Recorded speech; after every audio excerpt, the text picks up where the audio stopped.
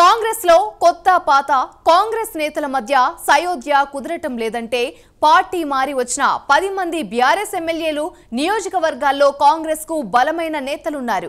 ఆ నేతలకు పార్టీ మారి కాంగ్రెస్ లోకి వచ్చిన నేతలకు మధ్య పొసగడం లేదట. వారి మధ్య గ్యాప్ కాంగ్రెస్ శ్రేణుల్లో చర్చనీయాంశంగా మారింది. వలస నేతలతో పార్టీలో తలెత్తుతున్న అంతర్గత సమస్యలపై ముఖ్యమంత్రి ఫోకస్ పెడుతున్నట్లు తెలుస్తుంది. ఆ కుమ్ములాటలకు చెక్ పెట్టడానికి రేవంత్ రెడ్డి అనుసరించబోయే వ్యూహం ఏంటి?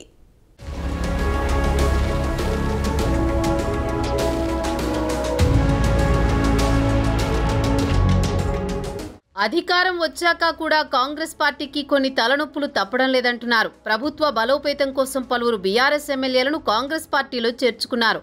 ఇప్పుడు అది పార్టీకి పెద్ద సమస్యగా మారినట్లు తెలుస్తోంది. మొన్నటి అసెంబ్లీ ఎన్నికల్లో కాంగ్రెస్ నుండి 64 మంది ఎమ్మెల్యేలు గెలుపొందారు. ఇక కంటోన్మెంట్ ఉప ఎన్నికల్లో కాంగ్రెస్ అభ్యర్థి శ్రీ గణేష్ గెలుపొందడంతో కాంగ్రెస్ సంఖ్యాబలం 65కి చేరింది. ఇక బీఆర్ఎస్ నుండి మరో 10 మంది కాంగ్రెస్ పార్టీలోకి రావడంతో సంఖ్యాబలం 75కి చేరింది. బీఆర్ఎస్ ఎమ్మెల్యేలు కాంగ్రెస్ పార్టీలో చేరడం ప్రభుత్వానికి బలాన్ని ఇచ్చినా పార్టీకి మాత్రం ఇబ్బందిగా మారినట్లు పలువురు హస్తం నేతలు చెబుతున్నారు.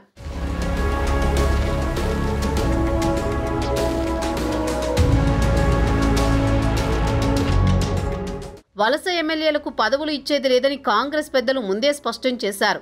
పార్టీ మారిన ఎమ్మెల్యేలు సైతం కేవలం అభివృద్ధి కోసమూ తాము కాంగ్రెస్ పార్టీలో చేరుతున్నామని చెబుతున్నారు. భద్రాచలం నుండి బీఆర్ఎస్ ఎమ్మెల్యేగా గెలిచిన తెల్లం వెంకట్రావు తొలుత కాంగ్రెస్ పార్టీలో చేరారు.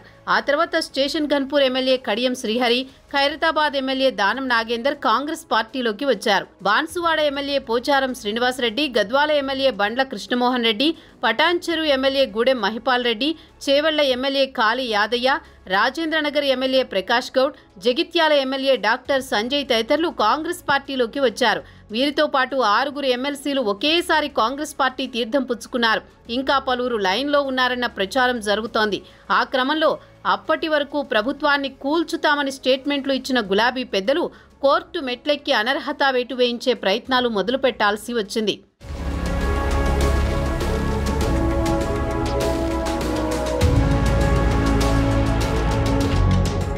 అదలా ఉంటే ఎమ్మెల్సీలతో అంత ఇబ్బంది లేకపోయినా 10 మంది బీఆర్ఎస్ ఎమ్మెల్యేలు కాంగ్రెస్ పార్టీలోకి రావడం పెద్ద సమస్యగా మారింది.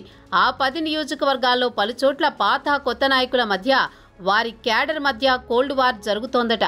తాము పోరాడిన వారితోనే కలిసి పనిచేయాల్సిన పరిస్థితి రావడం, పార్టీ కోసం కలిసి పనిచేద్దామనుకున్న పాత విషయాలు మనసులో పెట్టుకుని సహకరించకపోవడం కొన్ని నియోజకవర్గాల్లో సమస్యగా మారినట్లు తెలుస్తోంది. తమపై, తమ అనుచరులపై గత ప్రభుత్వంలో అక్రమ కేసులు పెట్టించి ఇబ్బంది పెట్టిన వాళ్లు తాజాగా పార్టీ మారి తిరిగి పార్టీ కార్యకర్తలను ఇబ్బంది పెడుతున్నారని ఆయా సెగ్మెంట్ల నేతలు పీసీసీ చీఫ్ దృష్టికి తీసుకువస్తున్నారట.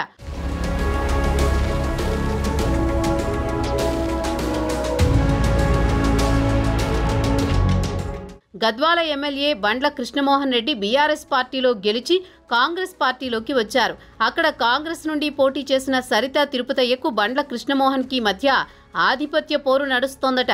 దాంతో సరితా తిరుపతయ్య కాంగ్రెస్ చీఫ్ మహేష్ గౌడ్ దగ్గరికి వచ్చి తన ఆవేదనను వ్యక్తం చేసినట్లు తెలుస్తోంది. జగిత్యాల ఎమ్మెల్యే సంజయ్ కాంగ్రెస్ పార్టీలోకి రావడంతో అక్కడ ఎమ్మెల్యేగా పోటీ చేసి ఓడిపోయిన జీవన్ రెడ్డి వర్గానికి, సంజయ్ వర్గానికి మధ్య కోల్డ్ వార్ నడుస్తోంది. సంజయ్, జీవన్ రెడ్డిలు ఇప్పటికీ ఎడముఖం పెడముఖంగానే వ్యవహరిస్తున్నారు.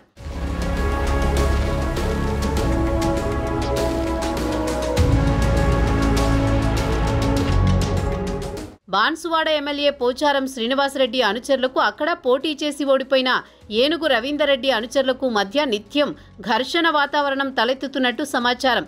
ఇక చేవెళ్ల ఎమ్మెల్యే కాళీ యాదయ్య కాంగ్రెస్లోకి రావడంతో అక్కడ పోటీ చేసి ఓడిపోయిన భీం భరత్ అనుచరులు రగిలిపోతున్నారు. తమపై కేసులు పెట్టిన వ్యక్తి తమ పార్టీలోకి వచ్చి తమపై పెత్తనం చెలాయించడాన్ని నిరసిస్తూ అనేక సందర్భాల్లో కాళీ యాదయ్యను అడ్డుకుంటూ ఆయనపై టమాటాలు, కోడిగుడ్డుతో దాడి చేశారు.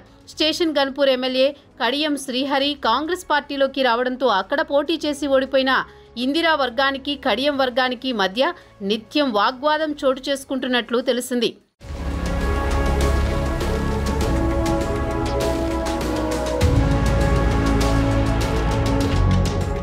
పార్టీ మారిన ఎమ్మెల్యేల అనుచరులతో ఇబ్బందులు తప్పట్లేవని కాంగ్రెస్ నాయకులు, కాంగ్రెస్ పెద్దల వద్ద తమ ఆవేదన వ్యక్తం చేస్తుంటే సర్ది చెప్తున్నారట. తాజాగా జరిగిన సీఎల్పీ సమావేశంలో ఈ అంశం మరోసారి తెరపైకి వచ్చింది.